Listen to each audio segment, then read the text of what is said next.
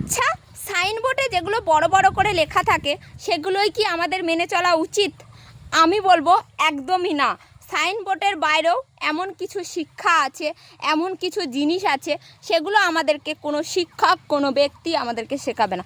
সেগুলো আমাদের নিজস্ব ব্যক্তিগত শিক্ষা। সেই শিক্ষাগুলো যদি আমরা অর্জন করতে পারি তাহলে আমরা কিন্তু একজন সফল ব্যক্তি হব। যেমনটা তোমাদের হাতে যদি একটু সময় থাকে, আমার কথাগুলো দয়া করে একটু শুনে যাবে। কোনো ব্যক্তি, সেটা সরকারি ব্যক্তি হোক কিংবা বেসরকারি ব্যক্তি হোক, আপনার যদি উপকার করে অবশ্যই তাকে ধন্যবাদ জানাতে একটুও দেরি করবে না।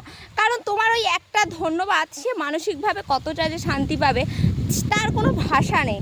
নাম্বার 2, কোনো ব্যক্তি ধরো তোমাকে টাকা ধার দিল, অতি শীঘ্রই সেটা ফেরত দেওয়ার চেষ্টা করবে।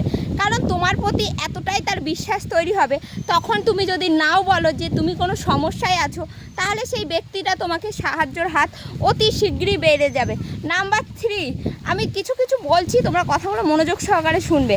কোনো ব্যক্তির সাথে, কোনো বন্ধু হোক কিংবা তোমার আত্মীয়দের সাথে কোথাও ঘুরতে গেলে খাবার অর্ডার তারা যেটা পছন্দ করে দেবে সেটাই খেও।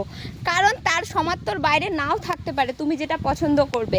তুমি ধরো কোনো ব্যক্তির সাথে কোথাও যাচ্ছ, কোনো বাসে যাও আর ট্রেনে যাও, যেখানেই যাও, তিনি পরের বারে প্রথম টিকিটটা সেই দাদা হোক দিদি হোক করছে, কিন্তু পরের বারেরটা তুমি করার চেষ্টা করো। কোনো মানুষ ধরো অতিরিক্ত কথা বলছে, সেই কথাটা তুমি বলতে দিও তাকে, তার বলার পরে তুমি অনেক সময় পাবে। কারণ এগুলো আমাদের নিজস্ব শিক্ষা। এই শিক্ষাগুলো কোনো সরকারি কোনো বিধি লিখন কোথাও লেখা নেই। এই শিক্ষাগুলো যদি আমরা মেনে চলি তাহলে আমরা জীবনে কখনোই কোনো কিছুতে আমাদেরকে পিছিয়ে থাকতে পারবো না কিংবা হেরেও যাব না।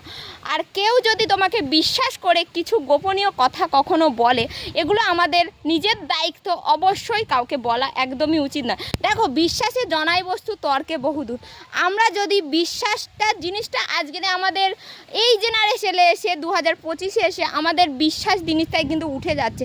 এর জন্য কিন্তু কেউ কাউকে বিশ্বাস করছে না। এর জন্য কিন্তু আমাদের সমাজে আজকের এত দারিদ্রতা, এত দুঃখ কষ্ট, ব্যারাম ব্যাধি, বড় বড় ঝড়, বড় বড় কিনা হচ্ছে আজকের আমরা সবই দেখছি। কারণ এই এখনকার দিনে এই সোশ্যাল মিডিয়ার যুগতে সবাই কম বেশি সবই দেখছি ইন্টারনেটের মাধ্যমে। আমরা তো নিজেরাও তো কিছু হলেও, আগেরকার বাবা মারা অশিক্ষিত থেকেও তারা যতটা জ্ঞানী ব্যক্তি ছিল, আমরা এখন শিক্ষিত হয়ে আমাদের মধ্যে এত শিক্ষা থেকেও আমরা কিন্তু সেগুলো করতে পারি না। তাই দেখো, এগুলো আমাদের নিজস্ব ব্যক্তিত্ব শিক্ষা।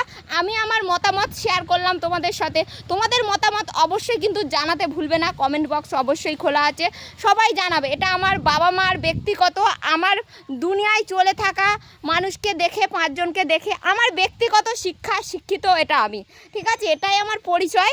আর আমার ভিডিওগুলো কেমন লাগে অবশ্যই সবাই জানাবে। আর যদি ভালো লাগে সবাই কমেন্ট করবে, প্রচুর শেয়ার করবে। আর এভাবে আমার পাশে থেকো। জয় হিন্দ, জয় ভারত, বন্দে মাতারাম।